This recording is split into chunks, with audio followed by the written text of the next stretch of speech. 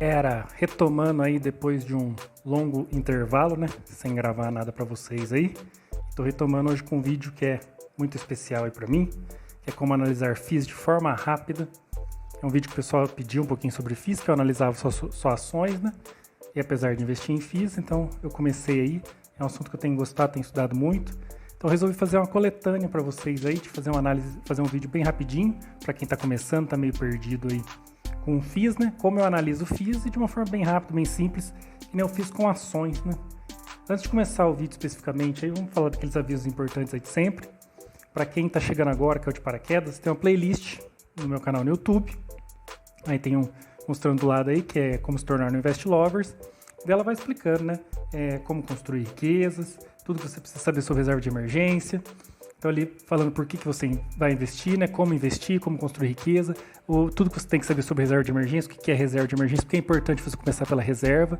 O método 70-30, que é o que eu recomendo aí para você fazer um planejamento financeiro simples e eficaz aí, né? Para quem tem dívidas, então você consegue fugir das dívidas aí, formar uma reservinha de emergência. Depois avançando, você começa a formar uma carteira de investimento, então tem como formar uma carteira de investimento, como analisar uma ação de forma rápida, e hoje é o 6º vídeo dessa playlist que eu vou incluir. Aproveita que depois eu vou reformular ela, mas ela vai ficar aí disponível por um tempo para vocês analisar desde o começo. É uma playlist que eu tento ser simples, então às vezes tem muitos conceitos que eu passo meio rápido. O objetivo assim é pegar rapidamente, desde o básico até um pouquinho mais avançado, para você sair do zero mesmo e fazer um planejamento financeiro. Muitas coisas que não são explicadas tão diretamente assim, que eu passo mais batidos, são explicadas no Instagram, então você segue lá. Também tem bastante conteúdo, muitos tópicos isolados assim dessa playlist são tratados lá mais especificamente, com uma parte mais matemática, eu gosto de trazer gráficos também, além de ter análise, os charts assim das análises de empresas que eu trago no YouTube também, tem lá no Instagram. E também eu indico o podcast meu com meu amigo Rafa, o Invest Lovers, que a gente fala ainda mais detalhado. O Rafa ele é focado na área de coaching, inteligência emocional aí, só que daí a gente dá uma coxambrada aí, né? A gente junta tudo com inteligência financeira, então fica bem legal e é mais mastigado ainda. Quem curte, gosta de podcast aí, é mais num formato de conversa, então a gente debate mais sobre o assunto. Então aquela história lá, eu falando sobre renda fixa, por exemplo, assim, na parte de como formar uma carteira de investimento, são alguns slides, eu falando bem rapidinho. No Instagram eu já apresento alguns cálculos, alguns gráficos. No podcast a gente faz 3, 4 episódios falando 3 horas sobre isso. Então aí você vai buscando o seu grau de detalhamento, né, o que você quer ver. Mas, unindo todas essas fontes aí, você consegue ter muito material bom, de qualidade, e sair assim do nível bem iniciante até o mais avançado. Se você já é mais avançado, consegue melhorar uma coisa ou outra.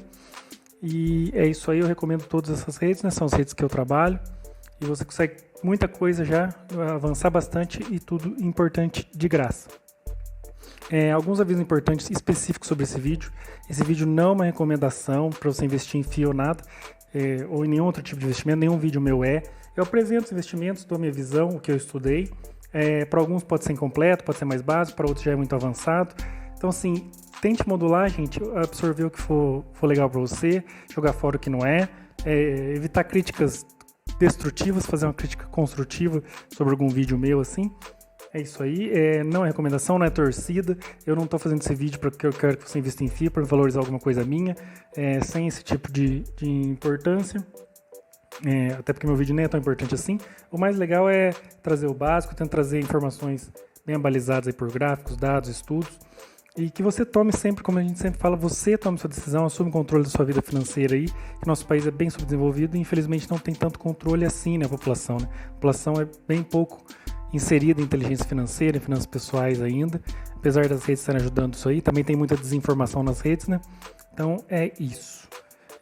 Falando especificamente agora sobre o vídeo de hoje, né? Primeiramente, o que são FIIs, né? Eu peguei a definição da Wikipédia, não foi à toa, isso já é um dado que eu quero falar. Às vezes a pessoa fica postergando, complicando muito. Gente, a informação às vezes pega a mais simples possível ali, tá? A mais disponível. Em geral, muita gente sofistica muita coisa em finanças pessoais para vender alguma coisa para você, para vender algum curso, não é assim que funciona. Se você pegar, por exemplo, se você não sabe o que é FII, dá uma digitada no Google, pega as primeiras respostas, você vai ver que é muito fácil você ter conhecimento, é só buscar, entendeu? E até em conhecimento de qualidade. Mas falando especificamente o que são FIIs, né? FIIs são fundos de investimento imobiliário e é uma comunhão de recursos, né, destinados à aplicação de empreendimentos imobiliários. Vamos traduzir. Uma galera se junta, alguns investidores se juntam, formam uma comunhão de recursos ali e aplicam um empreendimento imobiliário. Vou dar o exemplo do prédio, que eu vou usar ele ao longo dessa apresentação, ao longo desse vídeo. Você vai entender bem. Você, por exemplo, assim, você junto com alguns conhecidos, colegas, investidores, parceiros da vida, qualquer coisa, e quer comprar um empreendimento imobiliário. Você descobre um prédio, só que esse prédio custa 100 milhões. Você já está investindo ali, já teve algum sucesso, tem 1 milhão só. E tem outros 100 amigos que têm 1 milhão. Vocês se reúnem, fazem uma comunhão de recursos e aplicam o empreendimento imobiliário, que é esse prédio, e compram ele, certinho? Então seria isso aí um fundo de investimento imobiliário. O FII é constituído sobre a forma de condomínio fechado. Essa palavra condomínio fechado é muito importante. Por que o FII, o Fundo de Investimento Imobiliário, eu pelo menos acredito que seja um tipo de investimento muito mais eficiente que fundo de investimento? Um dos segredos para isso está nesse termo, condomínio fechado. Um fundo de investimento, em geral, é um condomínio aberto. A gente está fazendo uma ilação aqui, né? Por quê? Não é que ele é um condomínio, mas é uma comunhão de recursos, um fundo de investimento, e as pessoas entram e saem. No FII, por exemplo, você comprou aquele prédio. Não tem como você destruir um apartamento dele, porque você quer, assim, ele é fechado. Se você for vender a sua participação, o prédio vai continuar lá, você vende a sua participação para um terceiro, entendeu? Então ele é fechado, é diferente do fundo de investimento, por exemplo, assim, começa a cair, as pessoas começam a tirar, o gestor tem que tirar seu investimento dele. Não tem como ele fazer isso no FII. Não tem como ele quebrar. Por exemplo, nesse prédio que eu dei o exemplo de 100 milhões, ele tem 100 apartamentos. Não tem como ele quebrar 40 para devolver aquilo lá, destruir 40 para aquilo lá, para entregar para a pessoa. Ele é um condomínio fechado. Se a pessoa quiser vender a participação, ela vende para um terceiro de fora daquele condomínio. Ele é dividido em cotas que representam parcelas ideais do seu patrimônio. Isso é legal também. Não tem como, uma cota não é 35%, outra cota é 45%, são cotas iguais, divididas iguais, que nem a empresa tem as ações, ele tem as cotas, são divididos igualmente, você compra número de cotas que vão representar uma proporção desse condomínio, dessa comunhão de recursos. E como que o investidor pode participar de um FII, né? Através de subscrição, a gente vai falar um pouquinho mais sobre subscrição mais à frente. Mas subscrição, teoricamente, você imagina assim, você fez aquela comunhão e construiu e comprou aquele prédio lá, fez aquele empreendimento imobiliário. Aí você quer comprar o estacionamento que tem ao lado, ou você quer comprar outro prédio. Você pega e subscreve, os donos daquele FII subscrevem, ou seja, fazem um aumento de capital, mais pessoa coloca mais dinheiro, né, para entrar, teoricamente, naquela comunhão primária que teve ali e aumentar essa comunhão de recursos, né? Então isso é subscrição. Integralização de cotas no mercado primário seria fazer aquela primeira comunhão de recursos, né, quando se juntou os primeiros 100 amigos lá no exemplo do prédio, ou através de aquisição de cotas no mercado secundário, aquela que eu falei para você. Alguém quer sair do FII, ela pega e vende no mercado secundário, não é aquela primeira comunhão, né? Que nos FIIs, no caso, é a Bolsa de Valores, é o que eu recomendo, porque a gente sempre eu sempre falo de você tem que ter um bom histórico, tem que saber ter um bom histórico daquele FII, porque a gente é minoritário, a gente está longe do empreendimento, né? Seja nas empresas a gente está longe da empresa, no FII a gente está longe do FII. Então você tem um histórico, né, de transparência aí que a Bolsa requer, de relatórios e tudo. Para você ter acesso a pelo menos isso, então eu sempre recomendo essa aquisição no mercado secundário. É o que eu acredito, é o que eu faço.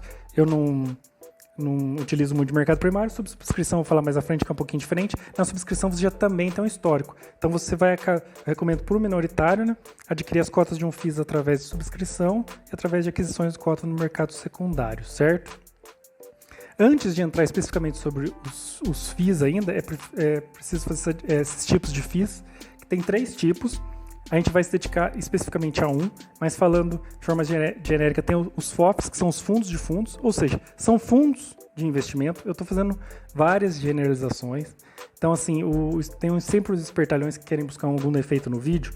Esse vídeo não é para você. Se você, assim, aqui é para a gente ajudar desde quem está começando até quem tem alguma lacuna.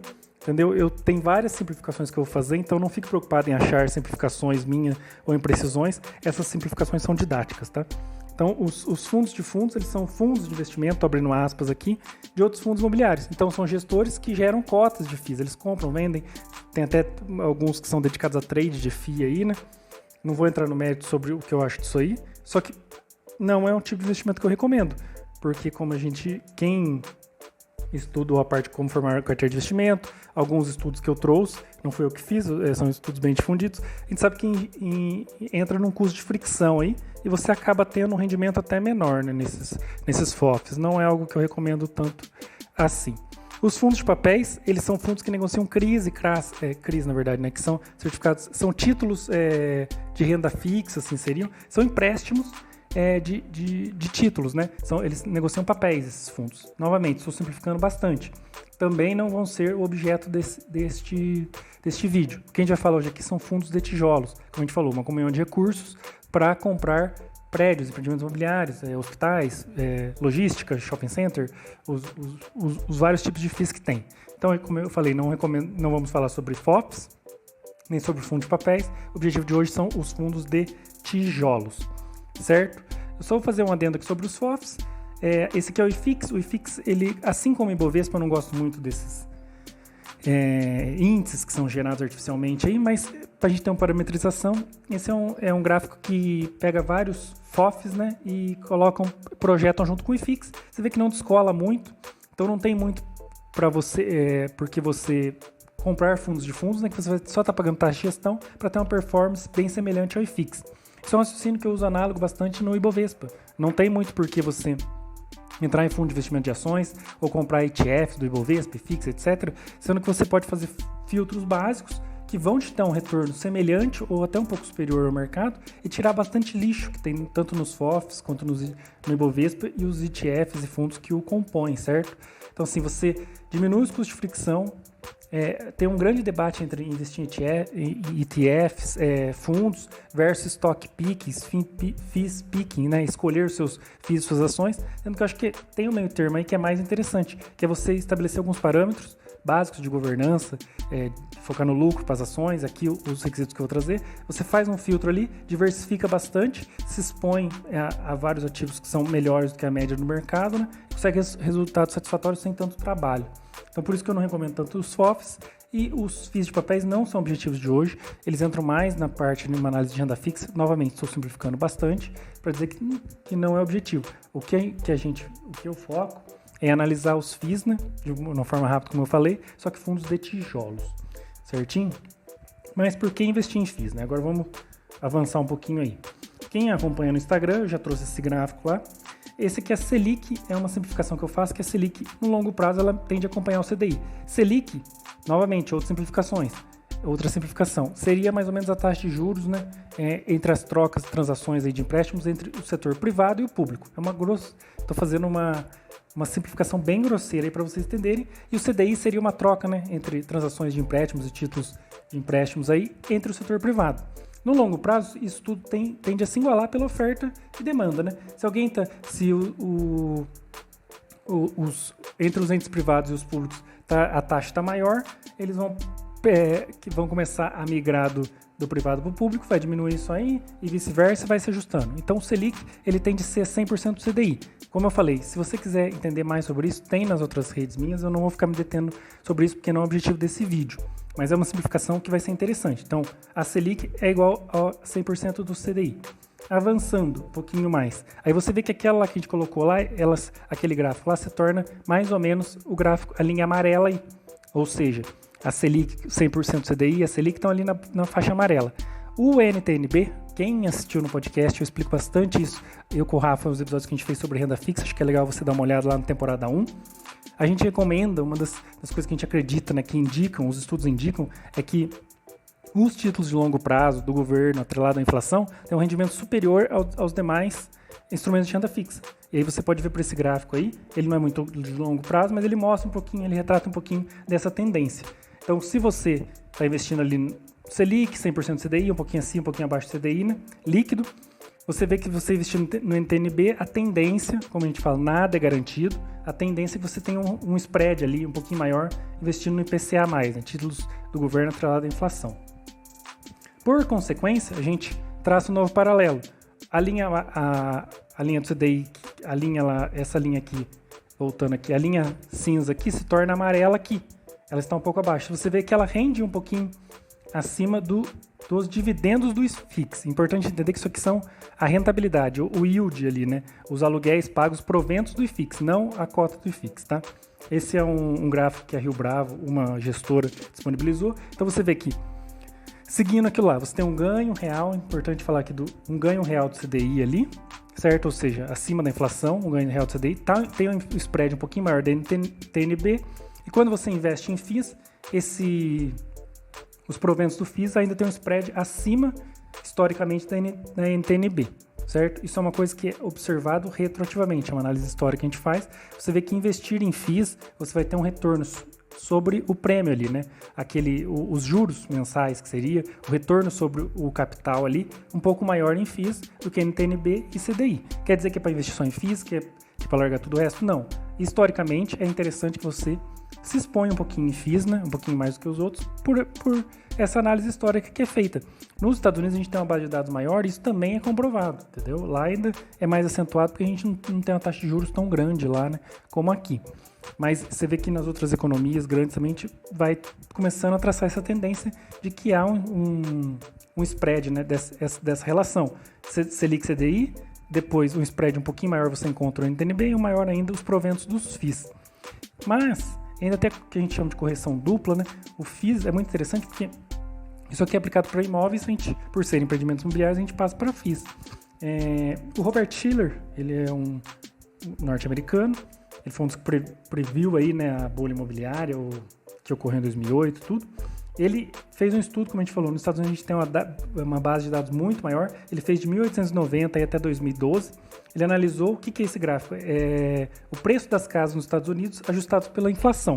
Então, ali no canto você vê que tem uma base 100, seria a deflação ali, né? Se você tirar a inflação ali, seria essa base 100. Então, vai sendo reajustado por isso. Você vê que no longo prazo, a tendência é ele seguir essa base 100. Ou seja, se você ajustar pela inflação, o preço dos imóveis no longo prazo tende a seguir essa inflação.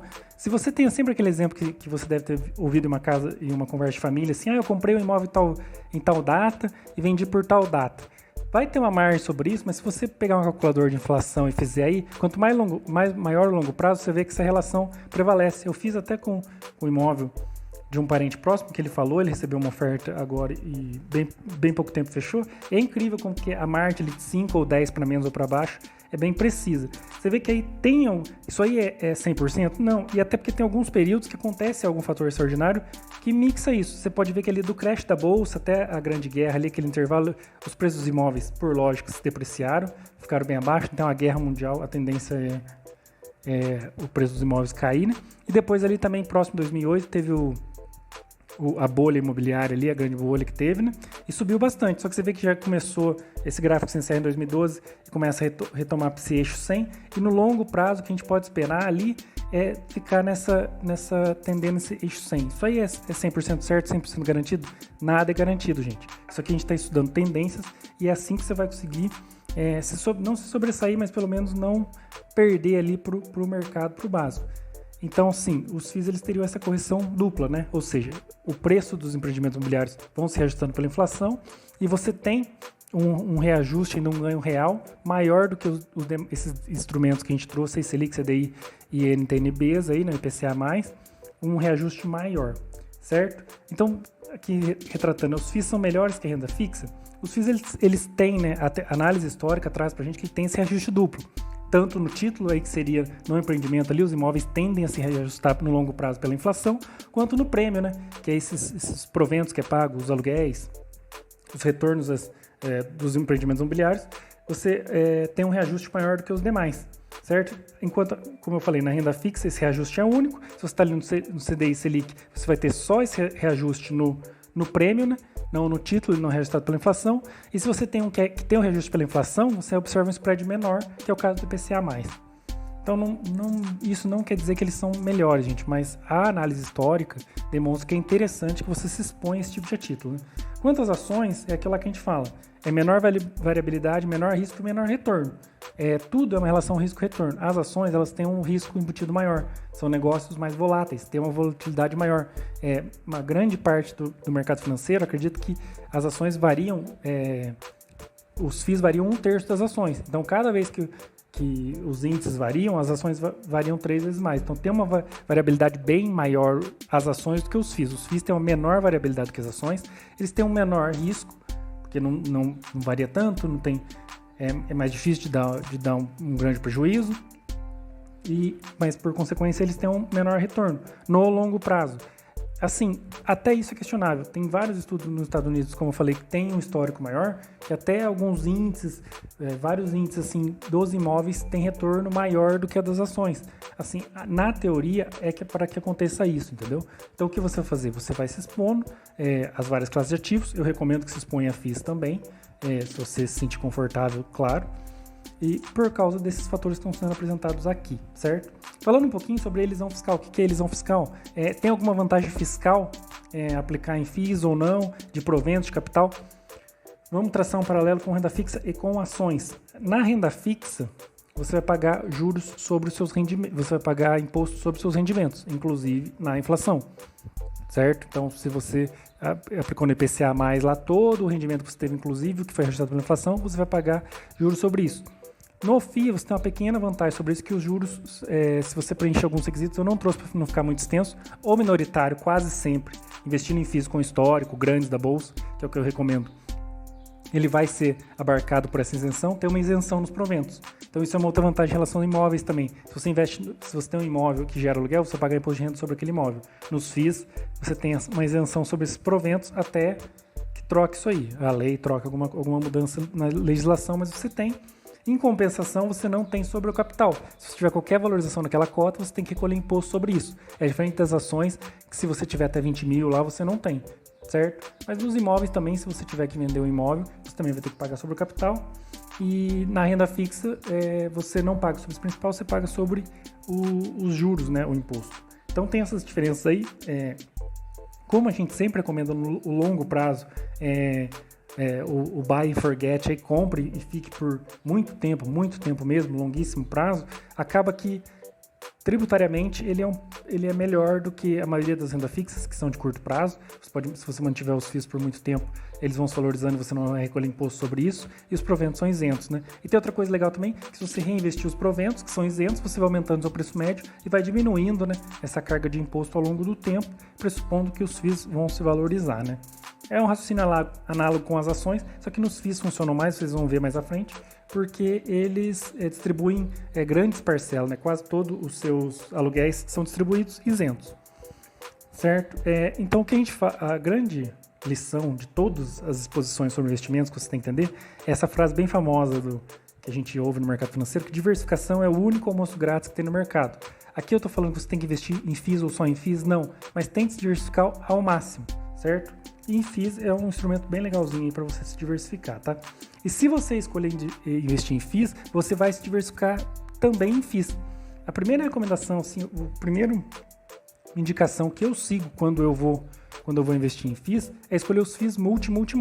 Eu acho que quem está começando, e quando eu comecei eu fiz isso, tem que investir majoritariamente, eu diria até que 100% em FIIs multi. O que é multi? Multi-ativos, multi-inquilinos e multi-regiões. Ou seja, você tem que investir em fundos imobiliários que tenham mais de um ativo, mais de um inquilino, mais de uma região, esteja em estados diferentes, lugares diferentes, porque você vai diversificando também.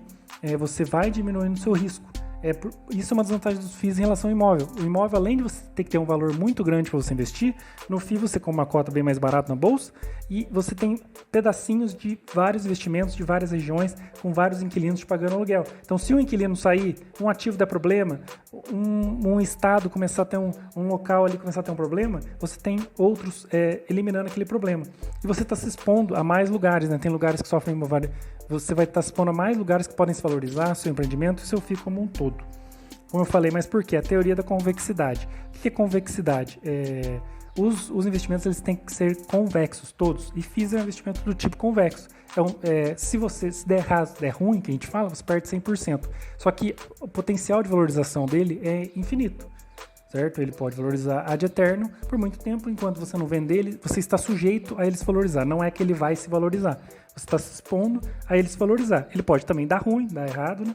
Mas você está se expondo a ele valorizar. Essa é a teoria da convexidade. Então ela vale tanto para você se diversificar entre vários tipos de investimentos, como dentro dos FIIs você se diversificar entre os vários tipos de FIIs, né? De logística, de hospitais, os tipos que tem, não tipos FOFs, essas coisas, mas os tipos que ele tem. E assim, se diversificando, se expondo, né? Daí até a brincadeira que o primeiro mandamento da lei dos FIIs é não olharás o PVP. E você vai pagar muito curso caro, vai gastar muito dinheiro para muita gente te falando assim, que você tem que analisar o PVP. O que é o PVP? Um exemplo, lembra do prédio lá que a gente falou no início lá? A gente reuniu com os colegas e comprou o prédio de 100 milhões lá de reais. E as cotas tem 100 cotas lá de 1 milhão e as cotas começam a ser negociadas a 1.200. Então fica lá 120 milhões, sei lá. O P seria isso, o P, o valor que essas cotas estão sendo vendidas. O VP são 100 milhões. Então, se as cotas valorizaram, elas ficaram acima o valor de mercado está acima do valor patrimonial daquele prédio. Se elas começam a negociar a 800 mil reais cada cota, o PVP começa a ficar menor. Isso é muito indicado no mercado financeiro para falar se o FII está caro ou está barato. Mas o mercado tende a ser eficiente, né? Em geral ele é eficiente. O que acontece é que a maioria das vezes, tanto nos FIIs com PVP quanto nas ações com PL, esses fundos que têm PVP maiores, eles na verdade são em investimentos de maior qualidade. Então isso aí vai muito contra a teoria da convexidade que eu falei agora. Se você compra, fica focando muito no PVP, você acaba comprando em sua maioria empreendimentos imobiliários que têm menos qualidade do que os de PVP maiores. Então você está se expondo a ativos de menos qualidade, você está diminuindo a convexidade dos seus investimentos. No longo prazo você tende a ter menos. Por isso que o PVP a priori não deve ser considerado. É o que eu falo, é que a gente brinca com não olharás o PVP. Porque é a mesma coisa do PL. O PL da Oi, por muito tempo, foi muito mais abaixo do que várias outras empresas de muito mais qualidade. No longo prazo a gente viu o que aconteceu. Isso eu dei o exemplo específico da Oi, mas acontece com várias empresas na Bolsa e acontece muito em FIIs. Em geral, quando você acha que tem muito bobo no mercado, o bobo é você. Então, assim, os PVPs de muitos FIIs são altos, não é à toa, porque são imóveis melhores, de mais qualidade, que tendem a se valorizar muito mais. Então, se você utiliza do PVP especificamente, você está contrariando essa diversificação e a teoria da convexidade que eu trouxe atrás, e está se expondo a imóveis piores, está diminuindo suas chances de se dar bem no longo prazo. Não quer dizer também, né, gente, que é para investir só em imóvel que tem PVP elevadíssimo. É desconsiderar, não olhará os PVP, você vai olhar outras coisas. Mas aí você fala, então, tipo, é só isso, só tem que olhar, esquece o PVP e olha, só investe todos multi. Não, você tem que ver outras coisinhas. Quem vê a gente falando sobre ações, tudo, vê que eu sempre brinco que ações é igual ao lucro. O cerne das ações são o lucro. E como funciona isso nos FIIs, né? O lucro dos FIIs são os aluguéis. Tem um empreendimento imobiliário que você faz para você alugar para um terceiro e gerar aluguéis, né? Então, o lucro dos FIIs, novamente, estou simplificando. Se você é o Zé Picuinha, esse vídeo não é para você. São simplificações para que todo mundo, desde o mais leigo até o mais avançado, entenda tudo e consiga melhorar um pouquinho aí sua inteligência financeira, certo? Então, aqui vamos lá. O lucro dos FIIs, eles são os aluguéis, galera. O yield nas ações, ele é inútil. O que é o yield? O yield é como a gente falou, a comunhão dos recursos, né? A empresa ou o FII paga ao acionista, ao stockholder lá, ou quem está segurando a ação, ou quem está segurando a cota do FII. Sempre há um provento que ele paga diretamente. Nas ações ele é inútil. Por que a gente fala que é inútil? Em geral, tem muita galera também, outra coisa que a galera paga um valor alto em curso e fica ensinando a galera a focar em dividend yield, a quanto paga de dividendo nas ações. Nas ações ele é inútil, porque por lei ela não é obrigada a... Ela estabelece em regulamento, a lei das SA fala que ela tem que estabelecer uma porcentagem daquele lucro para ela dividir, mas ela pode pegar o lucro e reinvestir nela. Muitas vezes é mais interessante, por exemplo, assim, a Apple ficou muito tempo sem distribuir lucro, o Google acho que nunca distribuiu, são empresas muito lucrativas, porque ela pega todo aquele lucro e reinveste. Então, nas ações, não dá para você fazer uma análise pelo yield, pelo que ela entrega ao acionista diretamente, porque ela reinveste muito, o valor da ação valoriza muito, porque ela reinveste muito aquele lucro, ela não enriquece o acionista, né? Ou ela recompra, ela não enriquece o acionista através dos dividendos. Então, você basear isso em ações é bem inútil. Nos FIIs já não é tanto, porque por lei eles têm que distribuir 95% do resultado. Isso é um ajuste semestral. A cada 6 meses, tudo que ela recebeu de aluguéis, 95% ela tem que distribuir para os acionistas. Então, o yield aí, né, é muito mais próximo ao lucro nos FIIs, entendeu? Então, por isso que essa análise de yield não é tão inútil quanto nas ações nos FIIs. Então, assim, é muito importante que a análise lucro-cotação, que eu falo que é o cerne da análise de ações, né, é a análise yield-cota nos FIIs. Mas mais importante ainda é que isso é uma análise de tendências. Você tem que tomar cuidado tudo nas análises do mercado financeiro em basear só um dado, só um trimestre, só um mês, porque o que você tem que analisar é a tendência. O yield tende a manter ou se valorizar. Se ele se mantém ou se valoriza, ele é melhor do que um yield que está piorando, certo? A mesma coisa do lucro, ou se está dando prejuízo, ou aquele yield lá só está caindo por muitos anos, entendeu? E é uma análise de longo prazo, é ano a ano, por vários anos, não é um mês ou uma semana, certo? Vamos falar um pouquinho sobre o direito de subscrição, e como eu falei, eu peguei a primeira resposta do Google, que é para vocês verem que não tem que ter, não é sofisticação esse bicho de 7 cabeças que fazem. As coisas são simples, se procurar um pouquinho você consegue achar. O direito de subscrição, como eu falei, é um direito de preferência do acionista para adquirir novas ações, no caso aí cotas, os FIIs, quando aumenta o capital da companhia. Eu dei o exemplo lá no começo, por exemplo, a gente comprou aquele prédio lá de 100 milhões, a gente quer comprar um estacionamento do lado, quer comprar outro prédio, aí você faz uma subscrição, quem já é acionista ali pode ter uma preferência antes de subscrever, se a pessoa não exercer aquela preferência, ela passa para o outro essa preferência aí, né, que tem... Aí eu estou simplificando muito, gente, mas é para vocês não fazerem esse bicho de 7 cabeças que é direito de subscrição. Subscrição é isso, é um direito de preferência adquirir quando está um aumento de capital da companhia, né? Você quer comprar estacionamento, que eu dei exemplo, quer comprar um supermercado do lado, no exemplo do FII, ele pega e faz uma subscrição disso. E como analisar a subscrição? O povo faz uma tempestade sobre a análise de subscrição, não precisa fazer isso.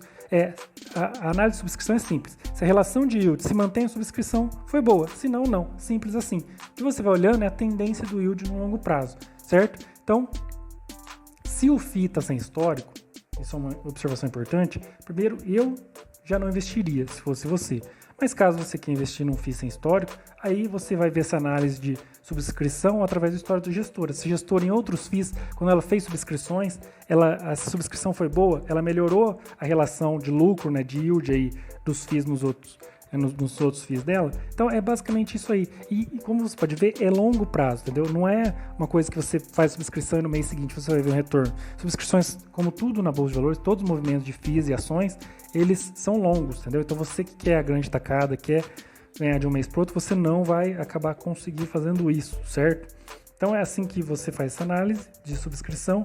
Esse é o grosso modo sobre subscrição, tá? Como eu falei, isso tudo é uma análise histórica. Se você for analisar o FII, você vai ver o yield histórico dele. A subscrição é a mesma coisa. Então você vai ver várias coisas. Outra coisa muito importante para você ver em FII é vacância. Vacância também o povo faz uma tempestade. O que é vacância? Vou falar bem simples. Vacância tem duas vacâncias que são estudadas, a física e a financeira. Vamos falar um pouquinho. O que é a física? No exemplo que a gente deu do prédio lá, comprou o prédio, 100 milhões, 100 apartamentos, 1 milhão cada apartamento, certinho? 1 milhão de aluguel. Se tem 100 apartamentos e um está sem alugar e os outros 99 estão alugados, você tem uma vacância física de 1%, certo? 99% do coisa está alugado. 10 apartamentos não estão alugados, você tem uma vacância física de 10% e assim vai. Essa é a vacância física. Esse prédio, por sua vez, o que é a vacância financeira? Esse prédio de 100 milhões, ele gera um aluguel de 1 milhão. Se você está recebendo só nos 900 mil, você tem uma vacância financeira de 10%, certo? Então, a vacância física é quanto das unidades imobiliárias que tem aquele FII não estão sendo alugados ou estão sendo, né? E a financeira é quanto do aluguel esperado não está sendo recolhido, certo? Novamente, simplificando bastante. Aluguéis e yield, como eu falei, fazer aquela análise histórica, que é tão importante. Ver se está se mantendo, não precisa ser, e até é muito difícil isso, não precisa ser um aluguel que está aumentando, mas se a gestora está conseguindo manter pelo menos o índice de aluguel, às vezes a cota também, você tem que olhar se a cota não está se valorizando muito, né? Às vezes está caindo a análise de yield, mas é porque a cota está valorizando muito, não é culpa da gestora, pelo contrário, está sendo muito bem feito o trabalho. Você vai ver no seu retorno, no longo prazo, o retorno histórico está evoluindo. E por fim, outra coisa muito importante para você observar nos FIIs são as taxas. Aqui eu vou fazer um adendo muito importante sobre isso, que é muito visto só a taxa de administração pura e simples. Aquele FII tem taxa de 1,2, 1,25, enquanto se ele está 2, a taxa é um absurdo. Aquele outro FII é menos de 1, então vou naquele. Como eu falei, gente, não é tão simples. Isso não é uma coisa que não é tão simples assim. O que eu recomendo é você analisar a relação entre receitas e despesas versus as taxas de administração. Eu trouxe um exemplo bem rápido aqui. Se for um pouquinho complicado para você, vai dando uma aceitada só por hora e depois com o tempo você vai se acostumando. Mas é só para você entender como essa análise histórica é feita. E como eu falei, a partir de agora eu vou começar a trazer análise de FIIs e vocês vão ver isso na prática também. Eu trouxe o BRCR, que é um dos fundos mais conhecidos do mercado aí. Como eu falei, agora deu uma complicadinha, mas fica calmo que a gente vai destrinchar. Esse é um dos relatórios dele. Eu trouxe o último aí, de dezembro de 2020. Você vê que já é bem complicado aí, como eu falei, dá uma assustadinha, tem várias despesas e tal. Mas quando você olha lá, a primeira coisa que ele fala, eu tenho uma taxa de administração de 0,25. Você fala, legal, está bem abaixo dos demais fundos. Mas vamos dar uma analisadinha melhor. O total das receitas dele está lá, facinho para ver, 17.933. Só que se você pegar o total das despesas dele, ademais dessa taxa de 0,25, dá 6.291, 6 milhões aí no caso, tá? Você vê que ele pega, ele vai separando essas despesas. Então, ele tem 3 despesas ali que são voltadas para o negócio dele de empreendimento imobiliário. No total, você vê uma relação de despesas-receitas de 35%. É uma relação bem elevada, ademais ele falar que tem uma taxa de 0,25, certo? Agora eu vou dar um outro exemplo de um queridinho, de um bem conhecido do mercado, e é legal porque ele tem muita reclamação nele sobre a taxa de administração dele, que é de 1,25, que é o KNRI. Gente, muito importante, eu não estou recomendando KNRI, não estou recomendando BCR, como que é o nome? BRCR. Eu não estou recomendando nenhum dos dois. Isso aqui até porque é um recorte de um trimestre só. O que eu estou querendo trazer aqui é que não se fixe muito na taxa de administração. É muito melhor você ver a relação histórica, como eu venho falando. Lembre sempre que isso aqui a gente está fazendo retorno, análise histórica. O que eu sigo é uma análise histórica. E é que não se baseia só nisso. O KNRI ele é conhecido por ter uma taxa elevada de administração, enquanto o BRCR tem a taxa de 0,25 lá. Só que você analisa primeiro que você vê pelo relatório dele. Novamente, não é uma recomendação. A gente está fazendo uma análise sobre 2 relatórios de 2 fundos escolhidos com o propósito próprio de demonstrar isso aqui, entendeu? Então, um não é melhor que o outro, eu não analisei mais nada desses fundos, eu analisei total, eu peguei, já é direcionado, eu peguei o total de receita e o total de despesa. Você vê que é bem mais simples, ele já simplifica ali o total de receita e o total de despesa, ele faz uma observação de que tem antecipações aqui, então não é nada escondido, logo embaixo está ali, importante ressaltar que o valor total de receita considera antecipações. O que é antecipação? Ele tinha um aluguel para receber nos meses seguintes, o inquilino já pagou agora. Então, se você quer fazer um cálculo mais conservador, você desconsidera essa antecipação, entendeu? Isso é antecipação. Então, você vê que tudo é muito mais claro. Ele mostra que o total de receitas é ali os 21 milhões, bilhões, não sei a escala, e o total de despesa é isso aqui. A relação é bem menor. Ademais, uma taxa de administração bem maior, 5 vezes do que o BRCR, certo? E mesmo se você desconsiderar sem as antecipações ali que ele fala, que seria uma coisa que não seria do mês corrente, né? Ainda fica 21.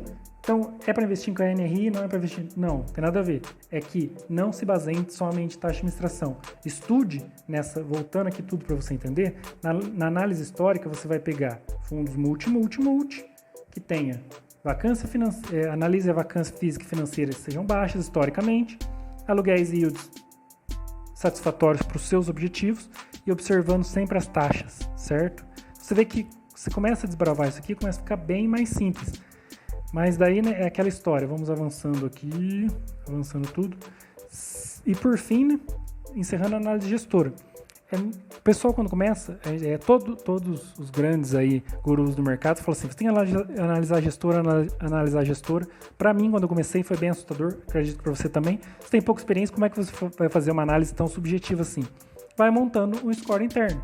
Você pega e vai seguindo, como eu falei, vai entrando aos poucos, tudo você tem que entrar aos poucos. Se você primeiro decidir se é algo que te interessa, se te interessar, vai entrando bem aos pouquinhos, sem buscar ganho de tacada. O importante é aporte, tempo e taxa, certo? Então, dá bastante valor ao tempo e ao aporte, e não tanto a taxa como o povo dá, a taxa de retorno aí.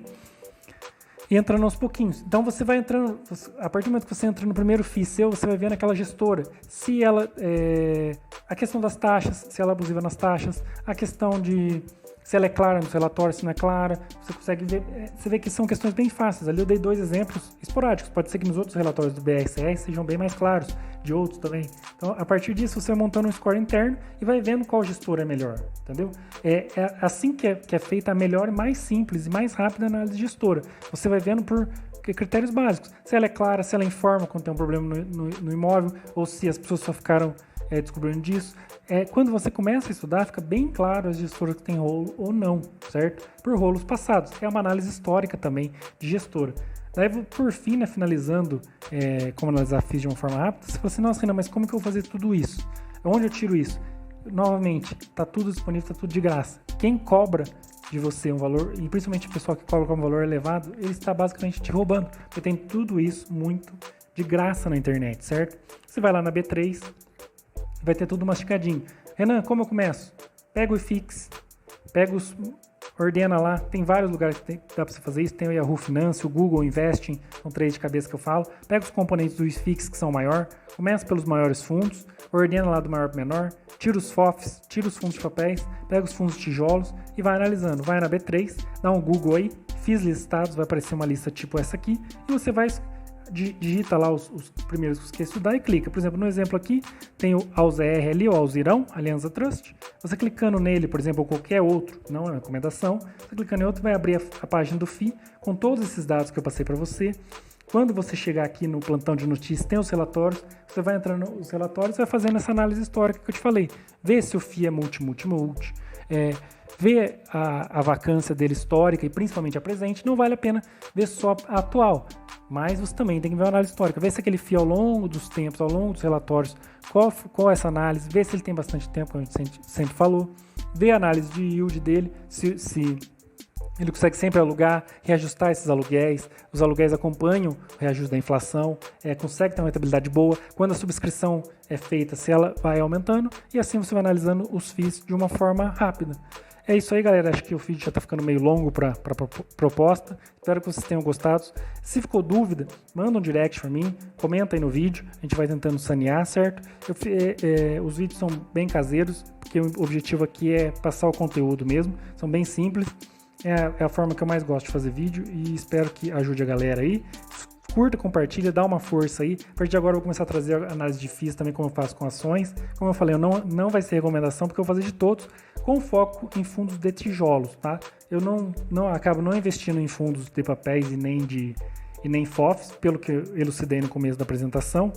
Então eu acabo focando em fundos de tijolos e espero que o conteúdo ajude. Pelo menos ali para você dar aquela filtrada inicial no FII, ver os FIIs que você gosta.